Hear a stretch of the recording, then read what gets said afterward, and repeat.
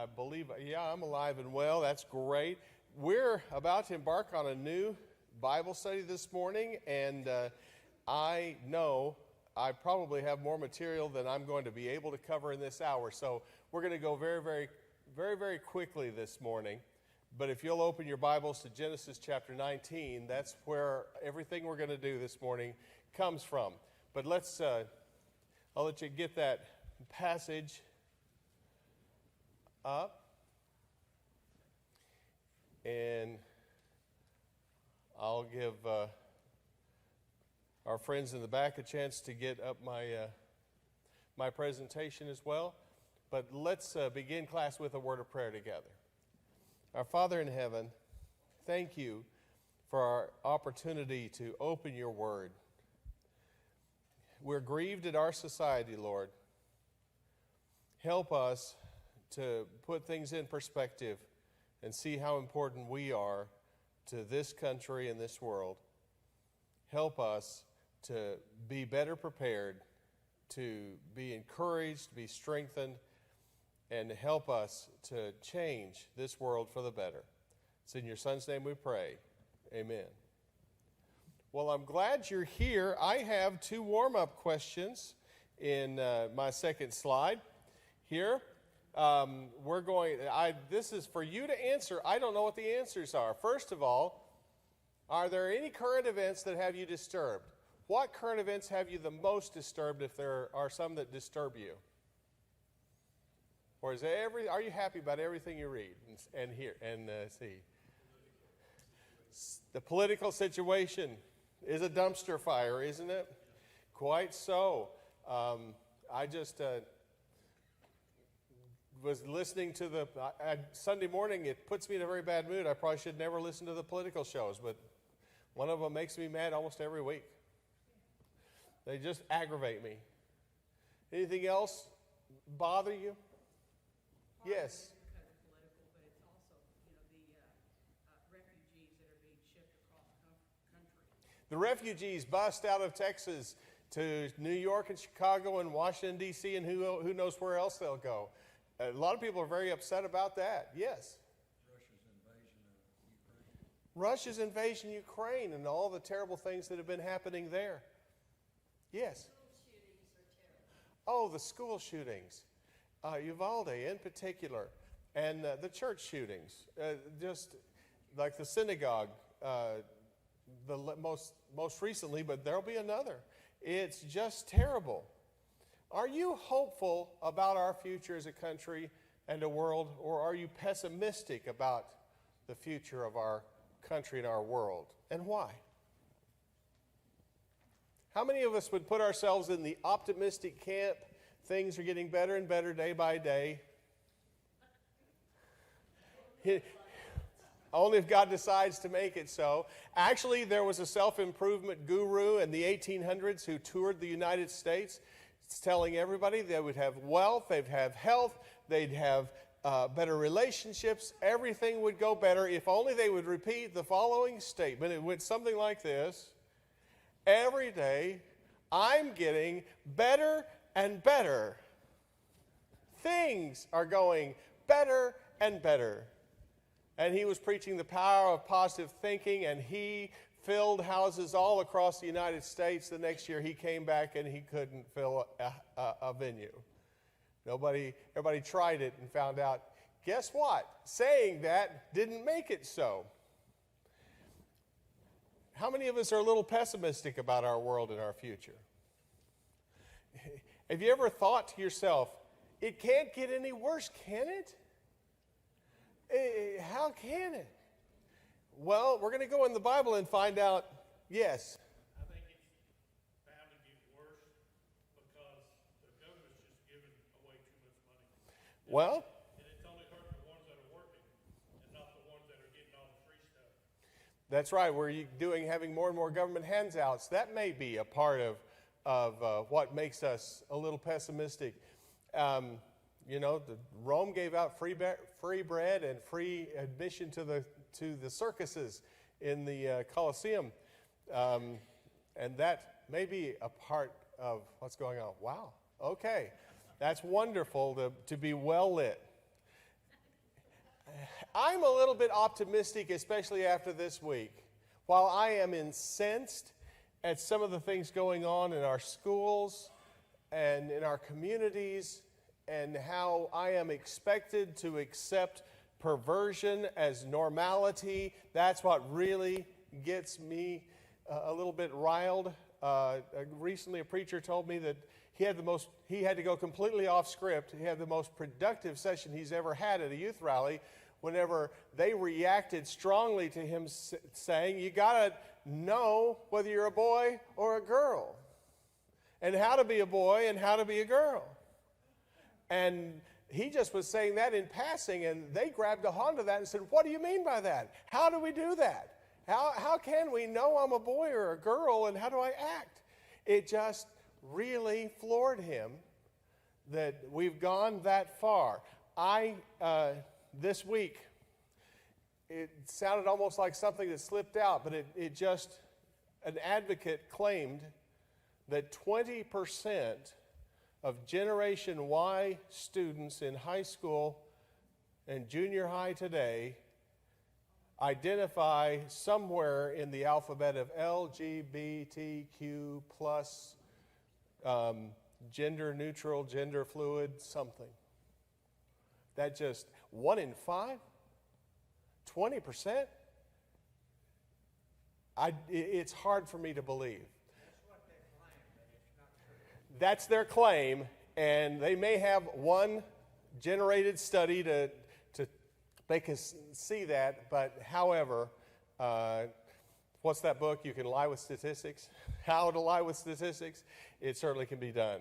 Let's go into one of probably the worst passage this class series is going to be on. Hopefully we'll finish one today, and I have 13 in mind with stories from the Bible, chronicles, historic events like Abimelech, like the Levite's concubine, and that incident in Benjamin.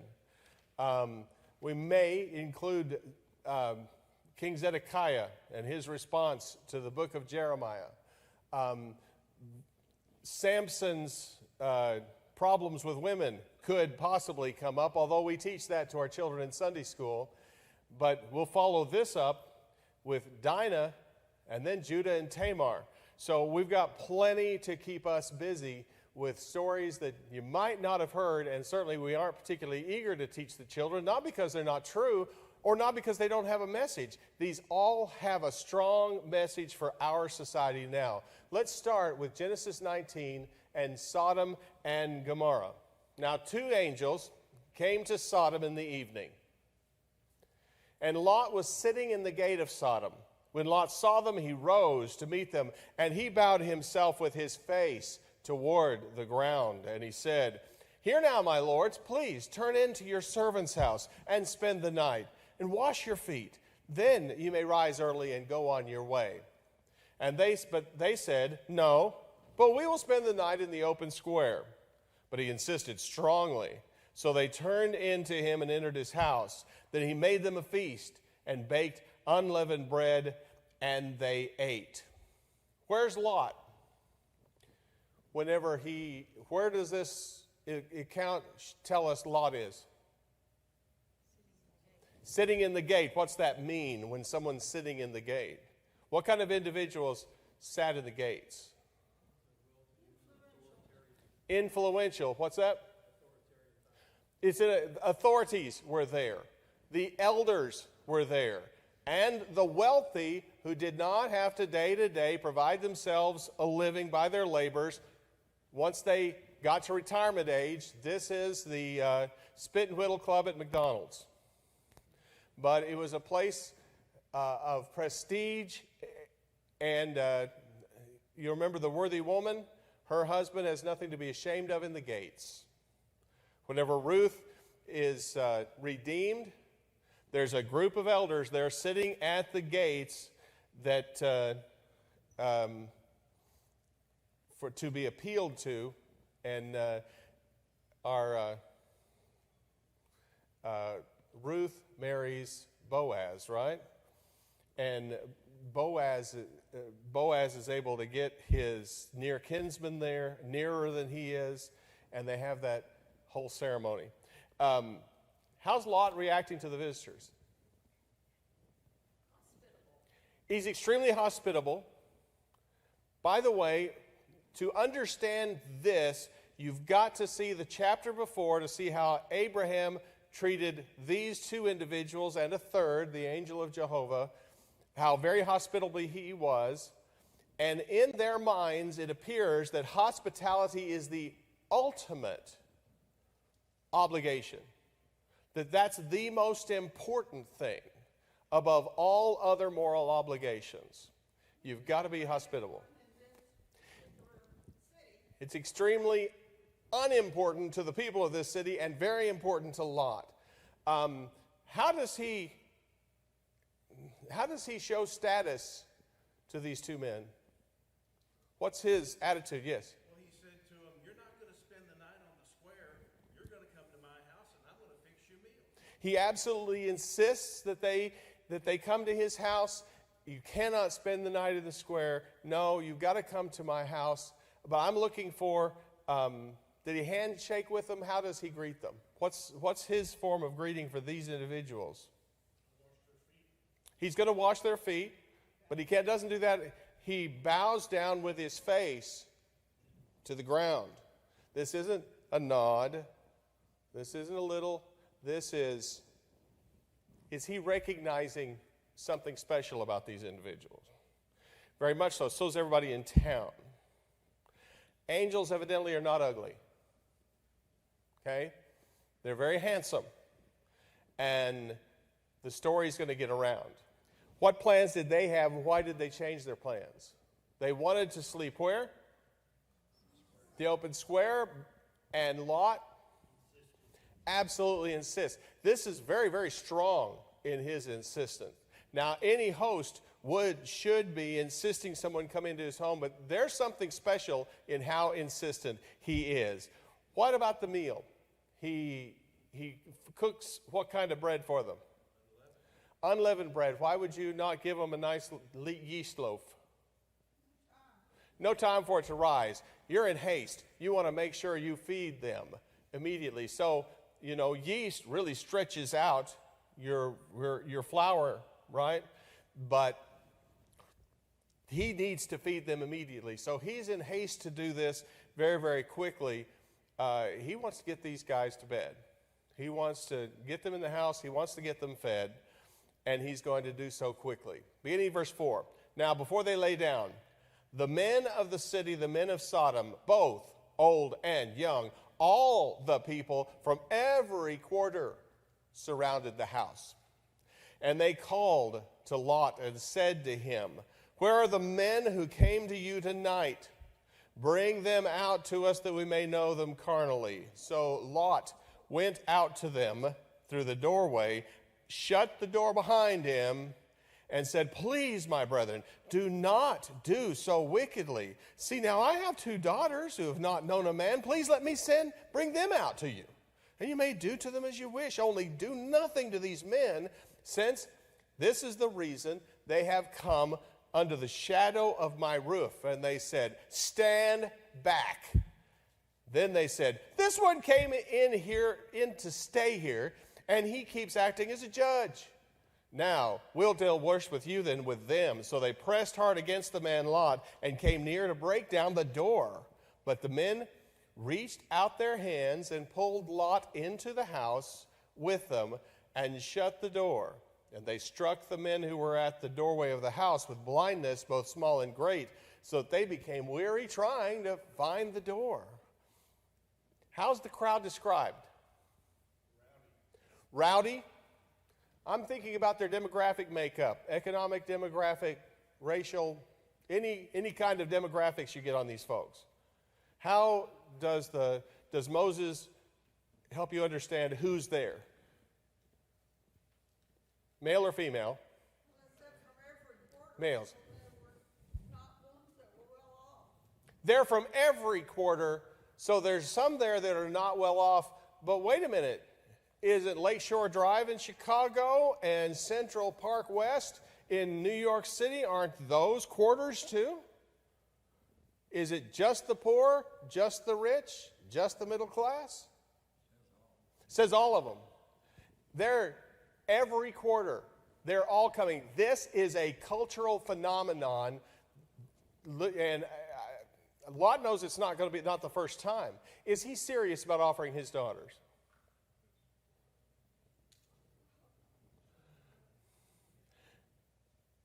We don't know. We don't know. We're going to see this repeated with the Levite's concubine in Judges, and he's serious. And he, in that case, the offering is shoved out the door. This is a real indication how important hospitality was to Lot. I would like to think that he's saying, you know, this is so important. We cannot possibly do this. This is just so immoral and depraved and so awful. I'll even offer you my daughters. Surely they would recoil in horror at him making such a sacrifice. I hope that's what he's thinking. Yes? I think Lot and his daughters, he knew where they came from or who they were, and he was thinking that the possibility of them being together was probably not going to happen because they could be called back to heaven at any time. Maybe. If they were angels. Oh, you're talking about the character of the men? That since they're angels, they could be going back to heaven at any moment? Maybe. That may have something to do with it. This is just, I have problems with Lot. And yet Lot is going to be called righteous Lot in 2 Peter chapter 2. They just didn't care about anything except what they saw and what they wanted. They only cared about what they saw and what they wanted. They didn't care about anything else. There was no law they wouldn't break, including the ultimate to the Eastern mind, hospitality. The strangers come in and they're going to rape them. And they're not going to let anyone stand in their way. What are the two criticisms the men of Sodom make of Lot? Lot himself was an alien. He's an alien, and he set himself up to be our judge. He's a stranger, a resident alien. He has no business judging us. Boy, that sounds pretty familiar. You've got no business judging. Judging, that's the worst thing. You can't judge. What would have happened if the angels had not intervened? That this had been a natural story without supernatural individuals in it. They probably would have killed Lot. They were going to go. What was their intent? They are going to get those angels. They're going to break down the door to do it, and they have told Lot, you're going to suffer the same fate they are. They're going to rape Lot and them. Then the men said to Lot, have you anyone else here? Son-in-law, your sons, your daughter, and whomever else you have in the city, take them out of this place, for we will destroy this place, because the outcry against them has grown great before the face of the Lord, and the Lord has sent us to destroy it. So Lot went out and spoke to his sons-in-law, who had married his daughters, and said, get up, get out of this place, for the Lord will destroy this city. But to his sons-in-law, he seemed to be joking. When the morning dawned, the angels urged Lot to hurry, saying, arise, take your wife and your 2 daughters who are here, lest you be consumed in the punishment of the city. And while he lingered, the men took hold of his hand, his wife's hand, and the hands of his 2 daughters, the Lord being merciful to him, and they brought him out and set him outside the city. So it came to pass, when they brought them outside, that he said, escape for your life, do not look behind you, nor stay anywhere in the plain. Escape to the mountains, lest you be destroyed. Why are the angels going to destroy Sodom and Gomorrah according to verse 13? God has given up on them, but they're saying something else specific here. Something's risen to heaven. What is it that has risen to heaven? The outcry, their outcry. what was talking to God about Cain? What did God hear? God heard something, and he came to tell Cain about his sin. It is what? Your brother's blood's crying out to me from the ground. The blood is crying. There's probably, if they're going to rape strangers, there's plenty of bloodshed going on in this community too. And blood cries out. Unavenged blood is a stain upon any society. And whenever we do not practice justice, God knows and hears. Who's the one person in town, though, who can pray, who's praying and seems to have God's ear? Here's where righteous Lot comes in, quite likely, who's crying out to God, how can things be so bad? If things are that bad, Lot, why aren't you calling 2 men in a truck? Okay. What's the minimum number of souls in Lot's family? Lot, his wife, 2 daughters, sons-in-law. So if you have 2 more daughters, 2 more sons-in-law, how many did Abraham bargain with the Lord for in chapter 18? Just, if you'll save it for 10, just 10. Surely, Lot, his daughters, his sons-in-law, his wife, surely, if it was 3 daughters, he's got this thing covered. He's got 10 righteous souls right there he can name. God's not going to destroy them. Oh, no. There aren't 10 righteous. How's the Lord merciful, according to verse 16? How's God's mercy being expressed here? He gives them a way out. Look at the verse. He shows compassion. That's true. What does God do physically to show us his mercy? To show Lot his mercy? He drug them out. He compelled them. He brought them out of the city. They wouldn't leave. He got them a head start and say, here you are outside. Get going. And they wouldn't move. He moved. You ever did that to a child? Yeah. Hopefully no one did that to their child on the way to church this morning. But I wouldn't be surprised considering how we are whenever we're silly. What command came with this mercy? I got you started. Don't look back. Get going. Don't stay anywhere in the plain. Get moving. So Lot said to them, please, no, my lords. Indeed, now your servant has found favor in your sight. He knows it's a mercy. And you've increased your mercy with which you've shown me by saving my life. But I cannot escape to the mountains, lest some evil overtake me and I die. See now, this city's near enough to flee to, and it is a little one. Please let me escape there. Is it not a little one? Zoar? And my soul shall live. And he said to him, see, I favored you concerning this thing also, and that I'll not overthrow this city for which you have spoken. Hurry, escape there, for I cannot do anything until you arrive there. Therefore, the name of that city was Little Place, Zoar. The sun had risen on the earth when Lot entered Zoar.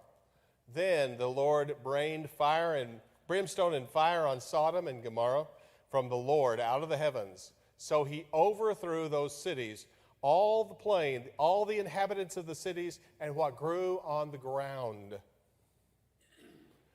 Any validity to Lot's request? God says, get to the mountains.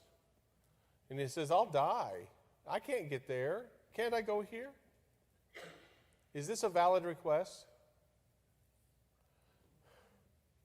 I don't see it as a valid request, personally. If God tells you to run a marathon, you can do it. If you're an 80-year-old man ready to retire and you're chasing sheep around the wilderness, you can start another career of another 40 years and make it to 120. I mean, God could make him able. Why the angels grant it anyway? To move them? What's that? To save any more argument, quite possibly. I think God's got infinite patience with us, but if I was, I'd be pretty tired of him at this point as well. But just getting him moving. Well, they figured if he suggested that he wanted to go there, he would go and flee, Yeah.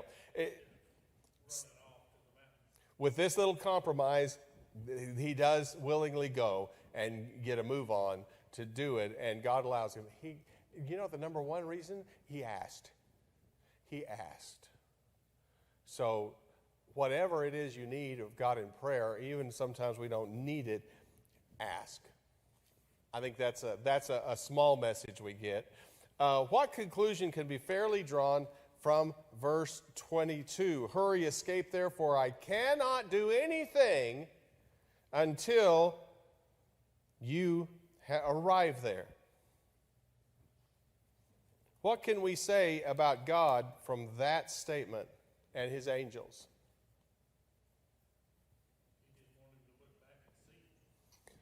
Doesn't want him to look back and see? Well, once he gets there, he's going to be able to witness the fire and brimstone. Safety, I guess. Why didn't Abraham just get to stay with all of his descendants in Palestine, in what's today Israel? Why couldn't he just stay there and keep multiplying and raising his family? Why did they have to go to Egypt for 400 years and come back out? The iniquity of the Amorite was not yet full.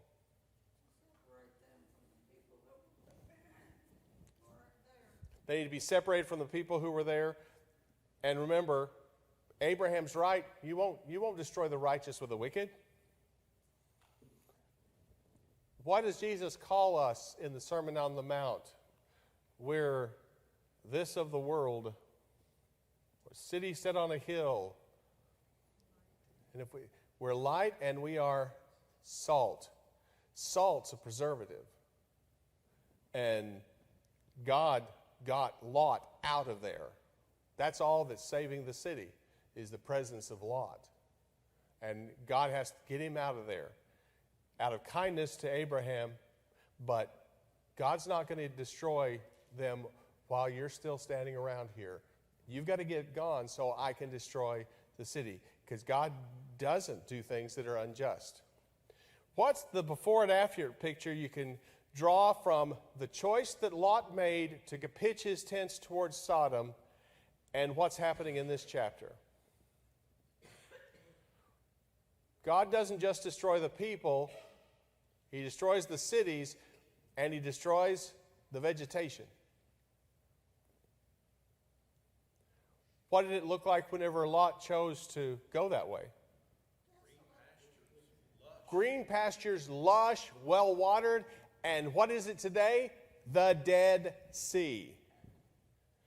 It is highly appropriate for Lot's wife to turn into a pillar of salt because she's just one among many. The whole place is salt. Okay? It becomes, with God's punishment, the lowest land on earth, far below sea level. So that at that point, there's no outlet after the punishment. But before the punishment, it's not a swamp. It's well-watered pasture. It is beautiful land. It is the choicest of all the land, and they messed it up. So there's a huge contrast. And Zoar is right at the very southern tip of the sea, of the Dead Sea. That valley won't grow a thing. It is just desolate. His wife looked back behind him, and she became a pillar of salt. And Abraham went early in the morning to the place where he stood before the Lord. Remember, in chapter 18, he and the Lord are looking towards Sodom and Gomorrah. Then he looked toward Sodom and Gomorrah and toward all the land of the plain, and he saw, and behold, the smoke of that land, which went up like the smoke of a furnace. And it came to pass, when God destroyed the cities of the plain, that God remembered Abraham and sent Lot out of the midst of the overthrow when he overthrew the cities in which Lot had dwelt. Then Lot went up out of Zoar and dwelt in the mountains, and his 2 daughters were with him, for he was afraid to dwell in Zoar. He and his 2 daughters dwelt in a cave. Why does God save Lot according to verse 29?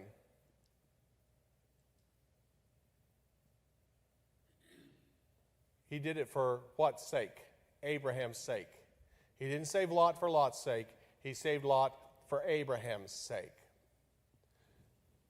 The illustration in 2 Peter is that a righteous man is vexed by the wicked.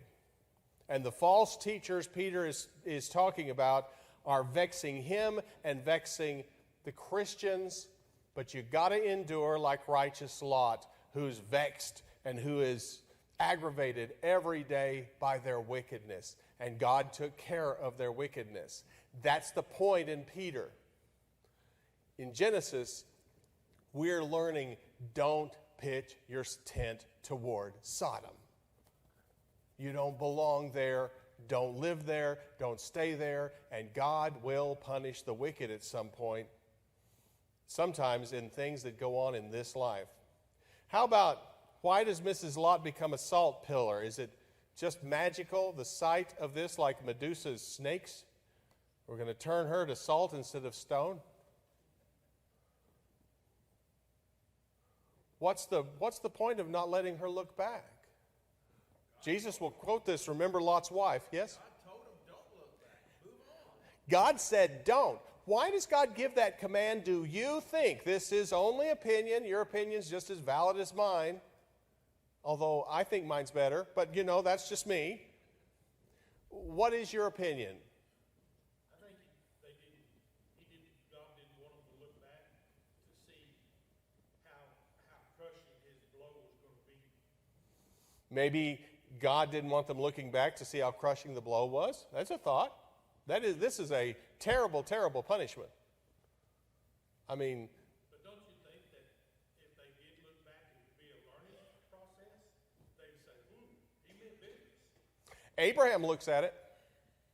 Abraham sees the destruction, and once they got to Zoar, couldn't they turn around and look then?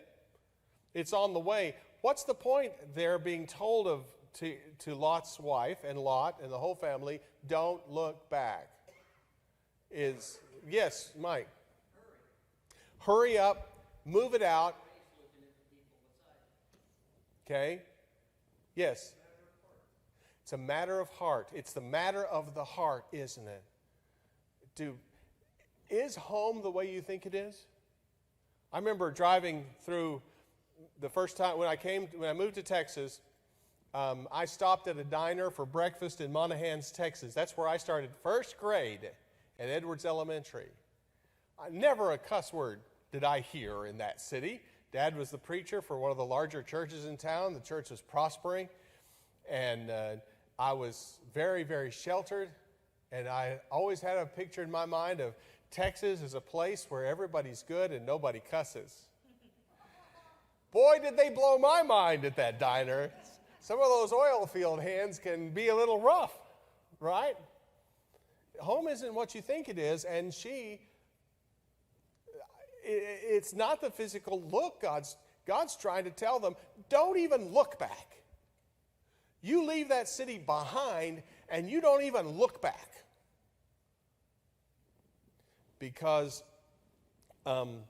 like the children of Israel, who in their hearts returned to Egypt, but instead wandered around the wilderness for 40 years, they had hearts for Egypt. And she had a heart for home, no matter how wicked. Yes? When Lot and his family went there, they were wealthy. They had huge possessions. And now they have had to leave with nothing. And you can kind of understand his family being reluctant to leave all of their possessions. And now they're living in a cave. This is a huge financial reversal. They come as rich individuals. They're so rich that there's conflict between the shepherds. in their flocks and Abraham's and Abraham's, there's worry that they're going to go to war. He's that powerful. He's got that many servants. He's got such huge flocks.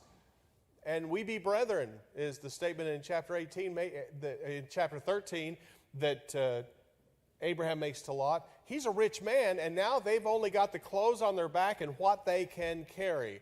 I wonder if that's one reason he wanted to, get to...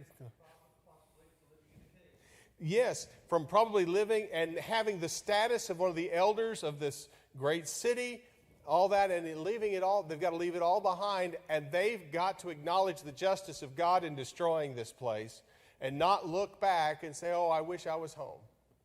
They just can't look back. How is a pillar of salt appropriate in the middle of the Dead Sea? That's the saltiest water on earth. It's nasty. And she fits in just fine. But he doesn't stay in Zoar. He begs God to save that one little city, but why does the text say he doesn't stay in Zoar? Instead, he travels on to a cave. He makes it to the mountains eventually.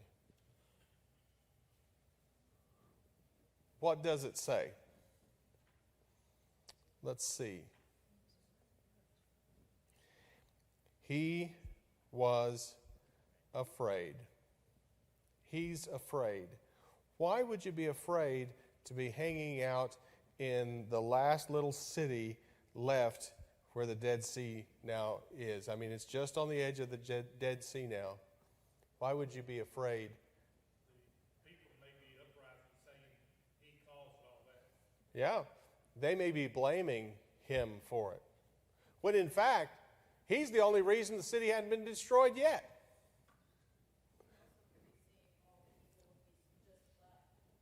He could be seeing all the evil he's just left, and the individuals in Zoar may be just as bad as the men of Sodom, and they have no hospitality in them.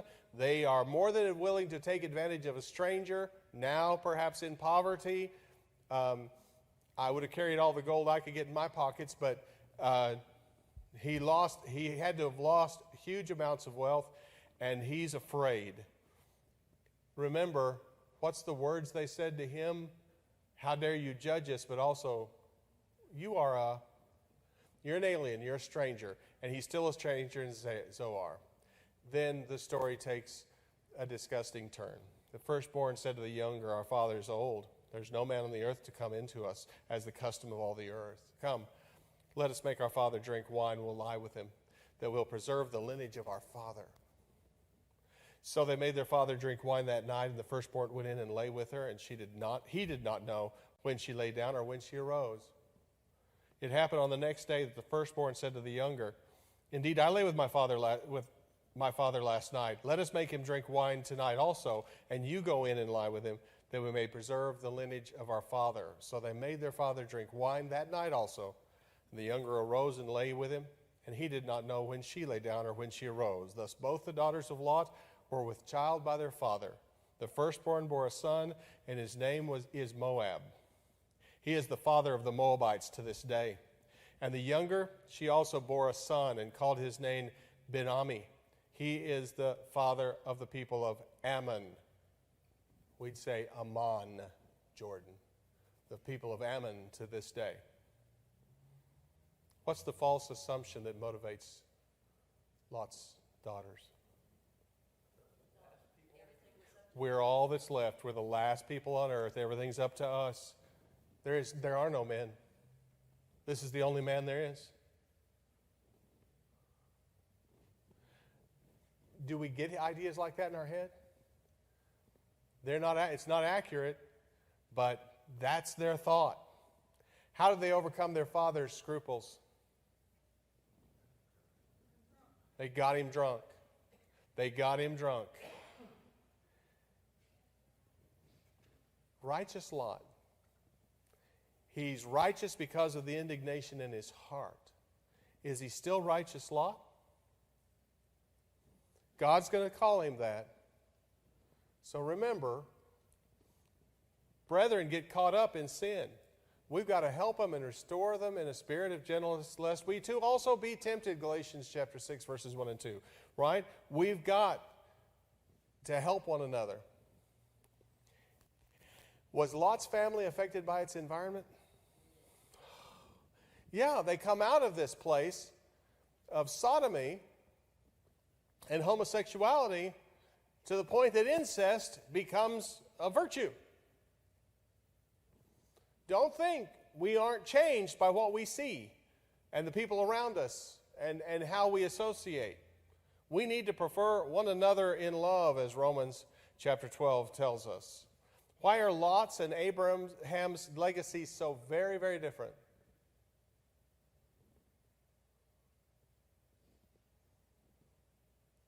Many suggest it starts with pitching his tent towards Sodom. Are we still pitching our tent towards Sodom? First, learn today, we haven't gotten there yet. Evil men are going to wax worse and worse, Paul tells Timothy. We're not there yet. It can get worse, and it probably will. Everybody's glorifying homosexuality these days, but they're not yet glorifying rape. But don't worry, one of these days they might. We've got to stay away. We've got to pay attention to what we're surrounding ourselves with and how we're living.